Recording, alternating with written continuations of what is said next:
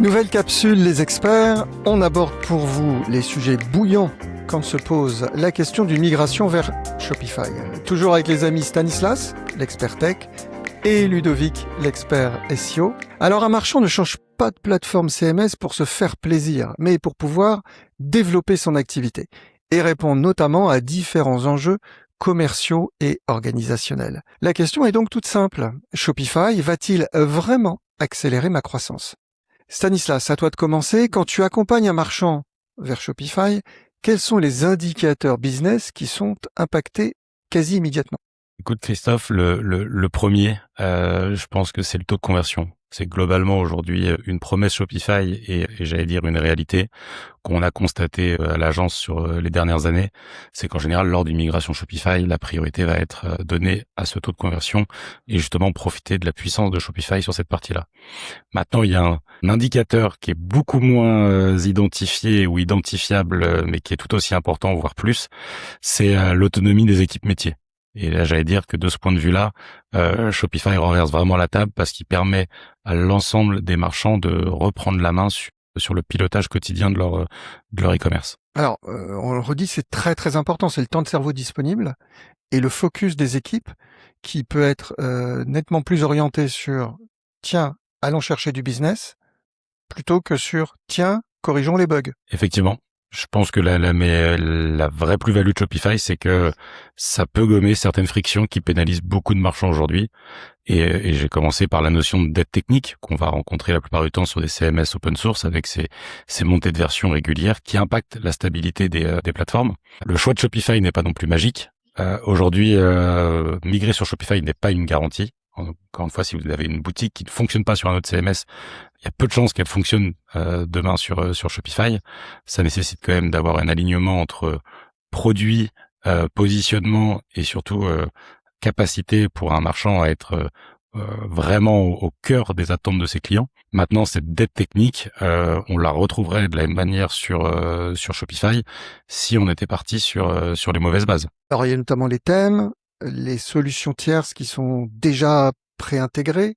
Il y a tout un écosystème qui va favoriser le focus croissance. Effectivement, je pense que l'une des plus grandes forces de Shopify, c'est aujourd'hui que l'écosystème e-commerce, j'allais dire l'écosystème des éditeurs, qui est primordial dans une parfaite réflexion et une parfaite stratégie e-commerce, il est résolument Shopify first. C'est-à-dire que dès qu'une nouvelle solution est disponible, souvent la plateforme privilégiée en tendance c'est Shopify. Et l'impact immédiat pour un marchand, c'est le time to market, la capacité à tester rapidement et de mesurer si ces nouvelles fonctionnalités ou ces évolutions ont un impact direct sur son business. Et toi Ludovic, côté SEO, la montée en puissance du SEO mois après mois d'un site Shopify après une migration, ça a un impact sur la croissance ? Oui, forcément, plus de trafic en général égale plus de ventes. Donc oui, il y a un impact, mais attention parce que c'est pas immédiat, hein.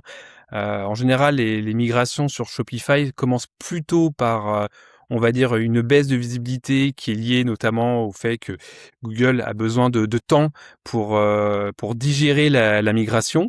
On peut parler de 2, 3, 4 semaines, 1 mois et demi maximum avant que ça redémarre. Par contre, effectivement, si l'agence SEO a bien fait son travail, en général, on repart sur des meilleures bases SEO que le site précédent. Et donc, sur quelques mois, on peut être très vite amené à rejoindre le niveau d'avant et surtout à le dépasser.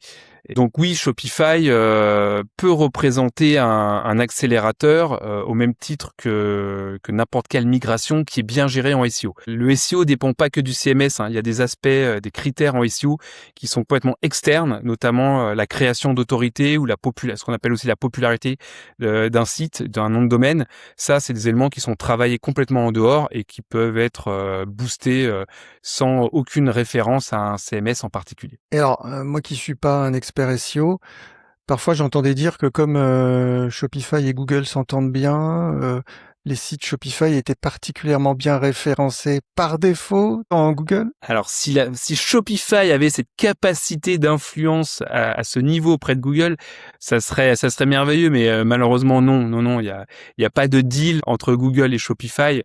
Si les sites Shopify se référencent bien, c'est uniquement parce qu'il y a peut-être effectivement une base technique qui est plutôt bonne. Les thèmes Shopify, les plus récents notamment, sont plutôt bien conçus, sont plutôt SEO friendly. On pourrait ajouter que la plateforme est quand même disponible 99,9% à peu près du temps. C'est-à-dire que quand il y a un plantage Shopify, tout le monde le voit, tout le monde en parle, mais c'est souvent quelques minutes, très rarement au-delà de 10-20 minutes. Et quand on rapporte à une année entière, par rapport à une plateforme qui aurait planté tout le week-end parce que personne s'en était occupé, il n'y a pas de comparaison en fait. Et pas de plateforme, pas de vente. Et sachant que la plupart du temps, c'est plutôt le back qui peut être amené à subir de l'instabilité. En général, le front, non. Et c'est ce qui compte. C'est ce qui est le plus important, c'est que on peut continuer à prendre les commandes et à encaisser. Et je rajouterais même sur ce thème que nous, on a des clients qui malheureusement se sont fait hacker et qui ont perdu tout leur SEO, chose qui est quasiment impossible sur Shopify. Si je reviens moi au début de notre discussion, la réalité c'est qu'aujourd'hui, nous en tant qu'agence, ce qu'on constate, c'est qu'il y a des patterns qui permettent de savoir quels business vont pouvoir accélérer via Shopify. Typiquement, quand on a des sujets sur de la structuration de données, on sait que Shopify va être un bon outil dans ce sens-là. Sur des enjeux de commerce unifié, qui est aujourd'hui, je pense, stratégique pour dans le déploiement de son POS de la part de Shopify. Et puis, on va le retrouver aussi sur des déploiements à l'international, où aujourd'hui, une brique comme Market fait vraiment la différence pour accompagner la croissance à l'étranger de nos marchands. Et je rebondirais sur la partie internationale, même en SEO, c'est valable. C'est vrai que la configuration SEO sur Shopify, c'est quelque chose qui est assez simple. On peut aller très vite sur ces aspects-là, là où avec d'autres plateformes, on y passe un peu plus de temps. Merci Stanislas et Ludovic pour vos avis éclairés. C'est la fin de cette capsule consacrée à Shopify et à la croissance du business après une migration sur cette plateforme. Une capsule de la série Les Experts à retrouver sur vos réseaux préférés.